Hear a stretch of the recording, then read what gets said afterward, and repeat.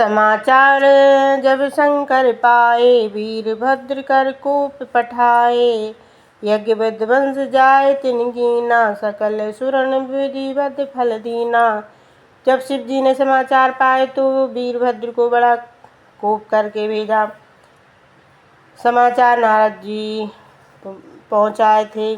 वीरभद्र ने जाकर यज्ञ विध्वंस किया और सब देवताओं को विधिवत फल दिया। भई जग विदित दक्ष गति सोई, जस कछु शंभु विमुख की होई।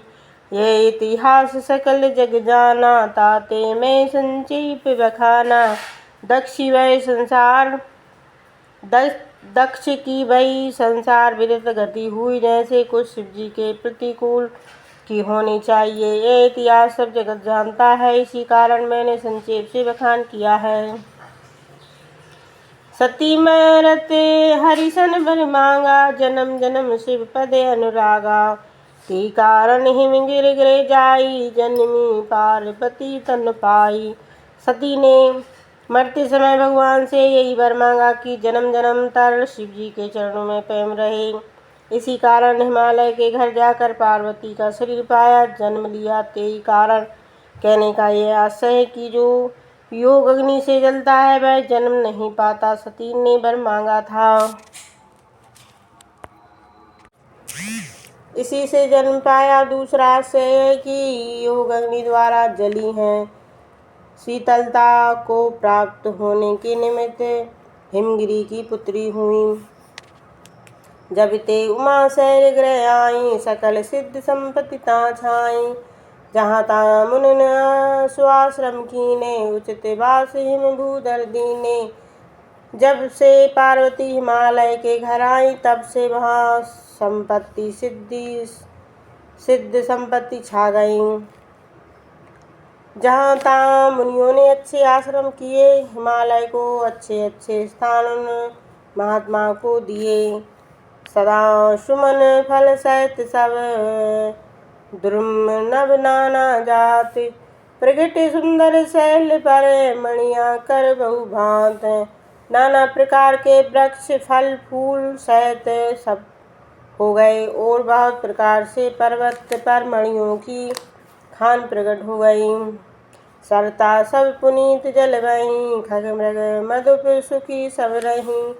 सहज बैर सब जीवन त्यागा, गिरे पर सकल करें अनुरागा। सब नदियाँ पर्वत जल बहाने वाली हुई, और खग मृग भौरे सब सुखी रहने लगे।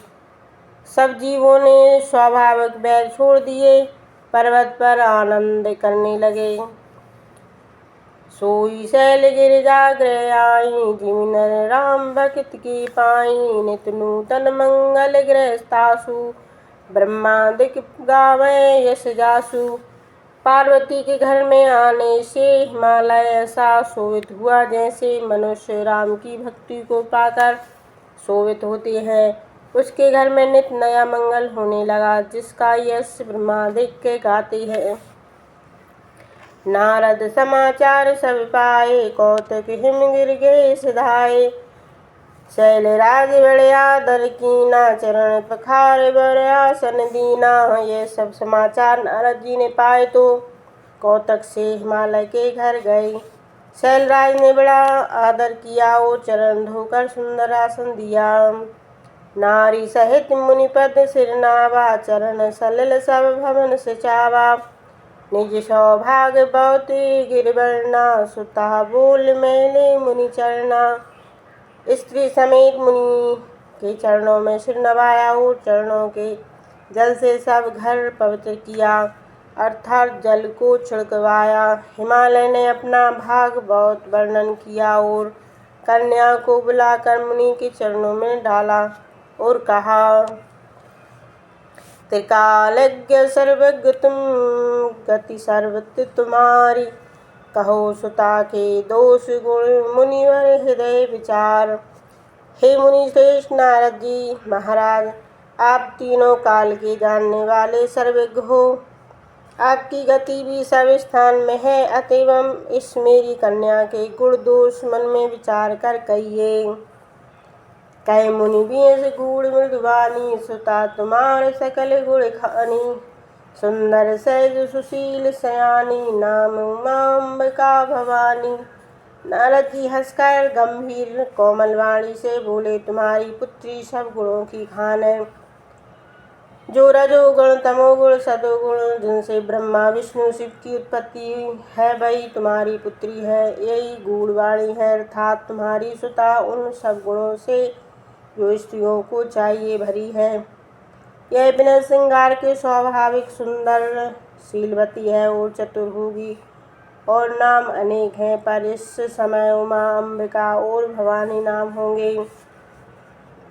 सब लक्षण संपत्र कुमारी, हुई है संतन पिय प्यारी। सदा अचल यही बरे, यही करे यही बाता, यही ते यश पे पितु माता।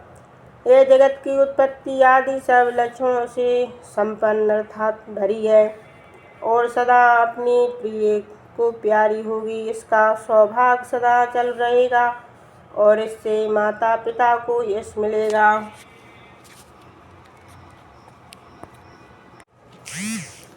हुई यही पूज सकल जग माई, यही सेवत कछु दुर्लभ नाई। यही कर नाम सुमर संसारा, तिये चरण है पतिव्रते यश धारा।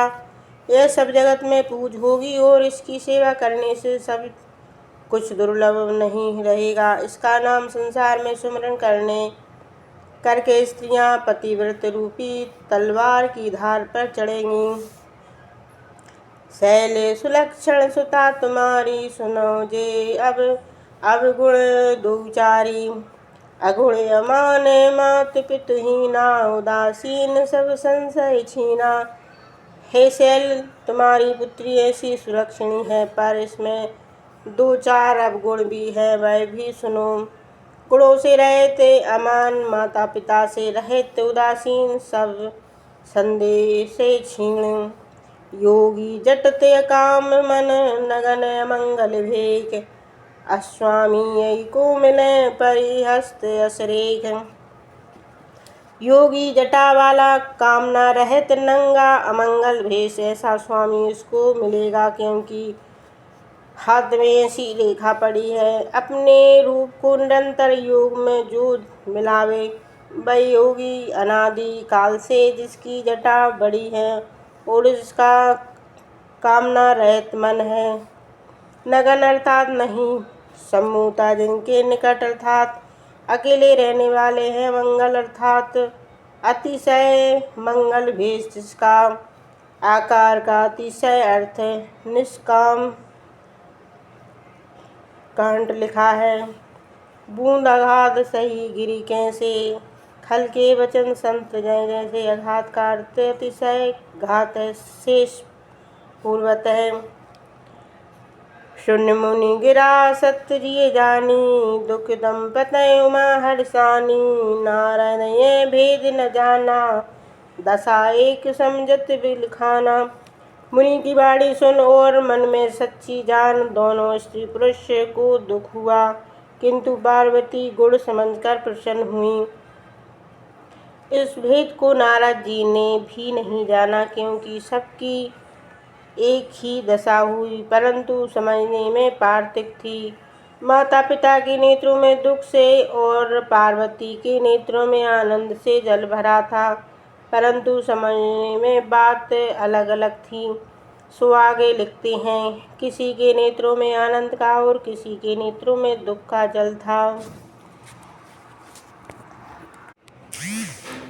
सकल सखी गिरिजा गिरी मैना, पुलक शरीर भरे जल नैना। होयना मृषा देवी ऋषि भाषा, उमा सुवचन हृदय धर राखा। सब सखी पार्वती हिमालय मैना, इनकी शरीर पुलकायमान हो गए, नेत्रों में जल भराया। यही एक दशा का रूप है, परंतु पार्वती की यह दशा हर्ष की तथा औरों की दुख की हुई। नारद जी का कहा झूठा नहीं होगा, पार्वती जी ने यह वचन मन में धर रखा। उपज्यु शिव पद कमल सनेऊ, मिलन कठन मन भाषण देऊ। जान को अवसर प्रीति दुराई, सखी उछंग बेटी पुनि जाई। शिव जी के चरण कमल में प्रीति उपजी, परंतु मिलना कठिन है यह मन में संदेह हुआ। अश्वमय जान प्रीति छिपाई और फिर सखी की गोद में जाकर बैठी। झूठ न हो देव ऋषि बानी, सोचे दंपति सै सखी सयानी। और धर धीर कहें गिरिराऊ, कहो नाथ अब करें उपाऊ। नारद जी की वाणी झूठी नहीं होगी यह बात पार्वती के माता पिता और चतुर सखी सोचने लगी। मन में धीरज धरकर हिमालय ने कहा, हे नाथ कहिए तो क्या उपाय करें। कहे मुनि शिव मंद सुन, जो विधि लिखा लीलार। देव धनुज नर नाग मुनि को न मेटन हार। नारद जी ने कहा, सुनो हिमालय हिममान, जो कुछ विधाता ने ललाट में लिख दिया है उसको वेद देव राक्षस नर नाग सर्प मुनि कोई मेटने वाला नहीं है।